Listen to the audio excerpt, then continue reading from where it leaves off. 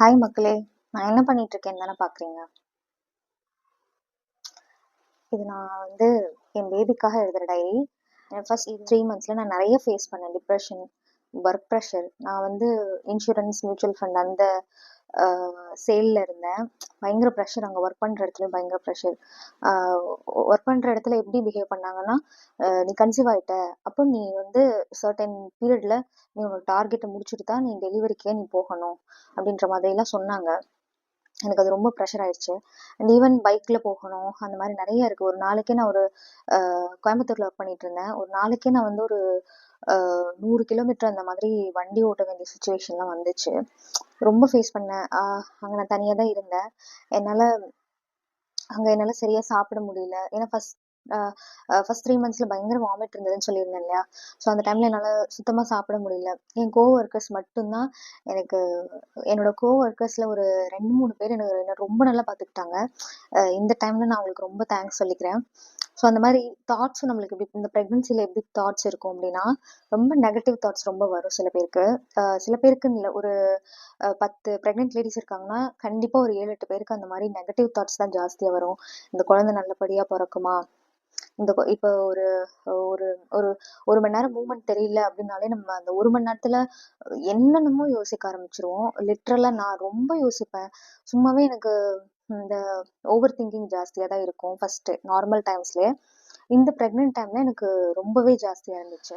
So எனக்கு ஃபினான்ஷியலா நான் struggle பண்ணுவேன்னு சொல்லிட்டு, அந்த ஒர்க்கையும் நான் கன்டின்யூ பண்ணிட்டு, அவங்க குடுக்குற டார்கெட்ஸ் இருக்கட்டும், ஒரு ஹியூமனிட்டி பார்க்காம என்ன ரொம்ப அ அலைய விட்டாங்க. அந்த மாதிரி எல்லாம் பண்ணாங்க. எனக்கு ஃபினான்ஷியலா நம்ம ரொம்ப ஸ்ட்ரகிள் ஆவோம் அப்படின்ற ஒரு இதுல தான் நான் அ எல்லா ப்ரெஷரையும் தாங்கிக்கிட்டு நான் வேலைக்கு போயிட்டுருந்தேன். அதுவே எனக்கு ரொம்ப ப்ரெஷரா இருந்தது. அந்த டைம்ல அச்சு எங்க அம்மா கூட இருந்தான். எனக்கு அவனையும் பிரிஞ்சுட்டு இருக்கிறது ரொம்ப கஷ்டமா இருந்தது. இந்த மாரி நெறைய நெறைய இருக்கு. என்னோட பர்சனல் விஷயம் அதிகமா ஷேர் பண்ணிக்க விரும்பல. பட் இந்த மாரி நெறையா எனக்குன்னு இல்லைங்க. உங்க லைஃப்ல பிரெக்னன்ட்டா இருக்க எல்லாருக்கு பின்னாடியும் ஒரு பேக் ஸ்டோரி கண்டிப்பா இருக்கும்.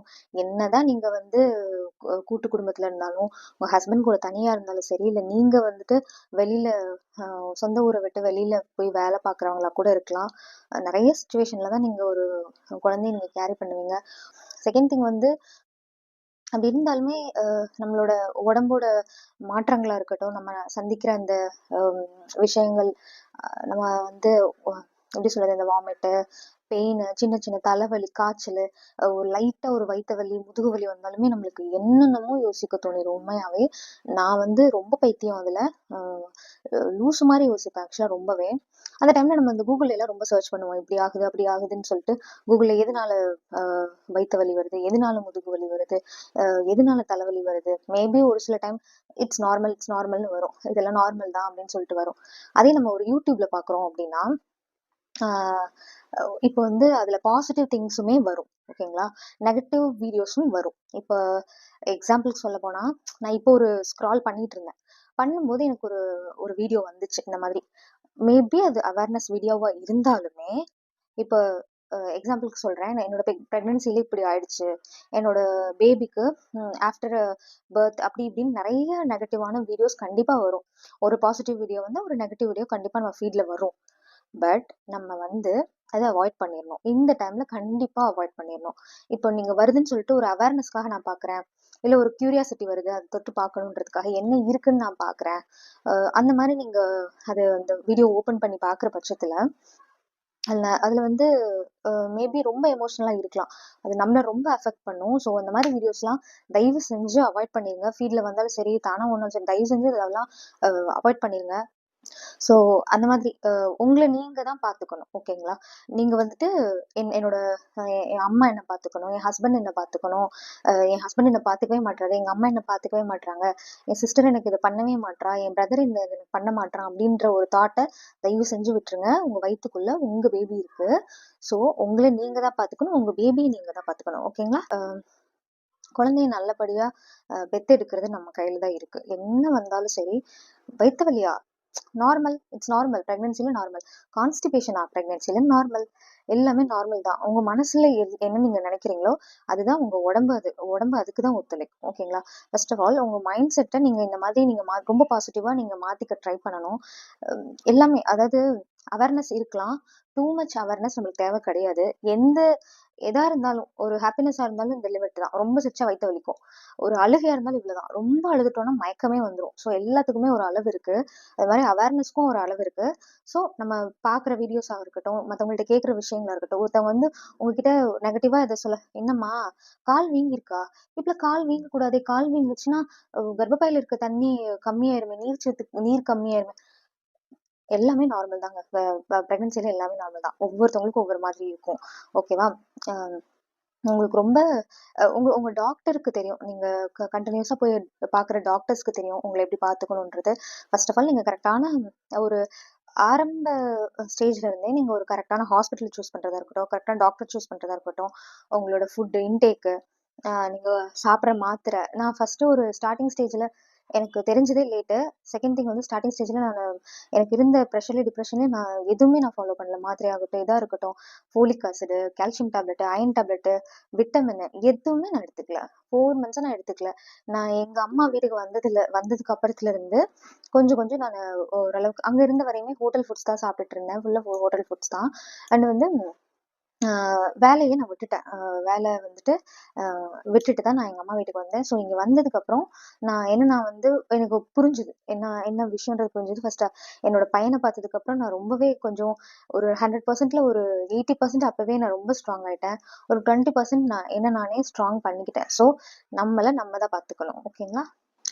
சில பேர் வந்துட்டு நம்மளுக்காக சந்தோஷப்படுவாங்க. சில பேர் வந்துட்டு நம்மளுக்காக நம்மள பார்த்து பொறாமைப்படுவாங்க. பொறாமைப்பட்டாங்கனாலே நம்ம கிட்ட பேசும்போது ரொம்ப நெகட்டிவ் திங்ஸ் தான் பேசுவாங்க. "என்ன 5 மாசம் ஆகுதுன்னு சொல்ற? உன் வயிறு இவ்வளவுதான் இருக்கு. இன்னும் 9 மாசம் ஆச்சு. இன்னும் வயிறு ரொம்ப கீழ இறங்குன மாதிரி இருக்கு. உன் மூஞ்சில ஒரு தெளிவே இல்லையே." இந்த மாதிரி நெறைய விஷயம் நம்ம கிட்ட சொல்லுவாங்க. ஸோ கைஸ், புலம்புறதெல்லாம் புலம்பி முடிச்சாச்சு. முடிச்சாச்சு மீன்ஸ் இன்னும் இருக்கு. பொண்ணுங்கன்னு அவங்க வாழ்க்கை எடுத்தாலே நெறைய இருக்கும்ல. இப்ப ஈவன் சில பேர் வீட்ல வந்துட்டு மாமியார் ப்ராப்ளம் இருக்கும். சில வீட்ல நாத்தனார் ப்ராப்ளம் இருக்கும். சில வீட்ல ஹஸ்பண்ட் ப்ராப்ளம் இருக்கும். சில வீட்ல எல்லாமே எல்லாரும் ப்ராப்ளமா தான் இருப்பாங்க. உங்களுக்கு வந்து உங்களுக்கு வந்து நீங்க மனசுல ஏத்திக்க வேண்டிய விஷயங்கள் என்னன்னா, உங்களுக்கு நீங்க தான். ஓகேங்களா? உங்க குழந்தைக்கும் நீங்க தான். உங்களுக்கு நீங்க தான்.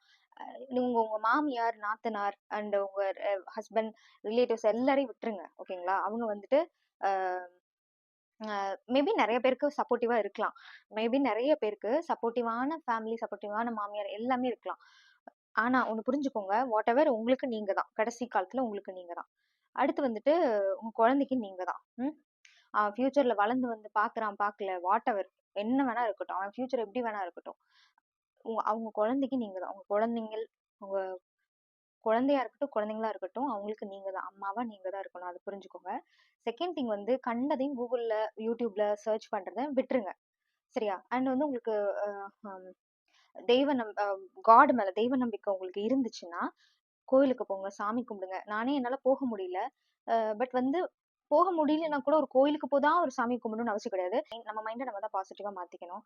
அப்புறம் இன்னொரு முக்கியமான விஷயம் இருக்கு. நான் இப்ப என்ன பண்ணிட்டு இருந்தேன் வீடியோ ஸ்டார்டிங்ல நான் என்ன பண்ணிட்டு இருந்தேன் அப்படின்றதுதான் முக்கியமான விஷயமே. நான் ஒரு டைரி வாங்கியிருக்கேன். டாக்டர் ரெக்கமெண்ட் பண்ணதுதான் இந்த ஐடியா. கவர்மெண்ட் ஹாஸ்பிட்டல் ஒரு தடவை செக்அப் போனப்ப நான் சொன்னேன், மேம் நான் ரொம்ப ஸ்ட்ரெஸ்ல இருக்கேன். எனக்கு ரொம்ப முடியல மேம். என்னால சாப்பிட முடியல. ஏன்னா அப்ப வந்து பேபியோட வெயிட் ரொம்ப கம்மியா இருந்துச்சு. என்னோட கால் கொஞ்சம் வீக்கமா இருந்தது. அது எல்லாமே பார்த்துட்டு நீங்க கொஞ்சம் சத்து கம்மியா இருக்கீங்கிற மாதிரி சொன்னாங்க. அந்த டைம்ல நான் மேம்கிட்ட சொன்னேன், மேம் இந்த மாதிரி எனக்கு கொஞ்சம் ஸ்ட்ரெஸ்ஸா இருக்கு. ஒர்க்ல இருந்தேன். இப்பதான் ஒர்க் விட்டுட்டு வந்தேன். எனக்கு ரொம்ப ஸ்ட்ரெஸ்ல இருக்கேன் மேம். எனக்கு எப்படி இதை வந்து ஓவர் கம் பண்றதுன்னு எனக்கு தெரியல அப்படின்னு சொன்னப்போ அந்த மேம் சொன்ன ஐடியா தான் இது. மேபி நிறைய பேருக்கு தெரிஞ்சிருக்கலாம், நிறைய பேர் தெரியாம இருக்கலாம். தெரியாதவங்களுக்காக நான் சொல்றேன், இதை எடுத்துக்கோங்க.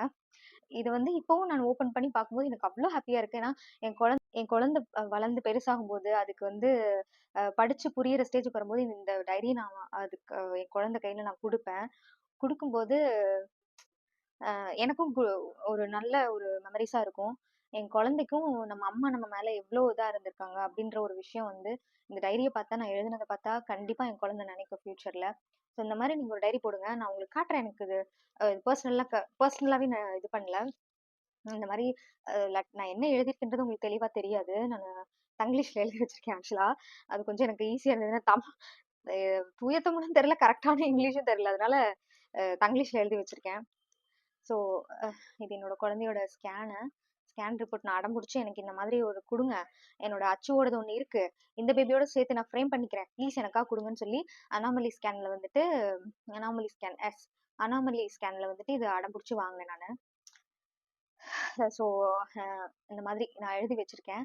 நானே இடையில கொஞ்ச நாள் எழுதாம விட்டுட்டேன். ஏன்னா நான் அதுக்கப்புறம் அச்சு இருந்தா, என் தங்கச்சியோட குழந்தை இருக்கா இப்போ வீட்ல.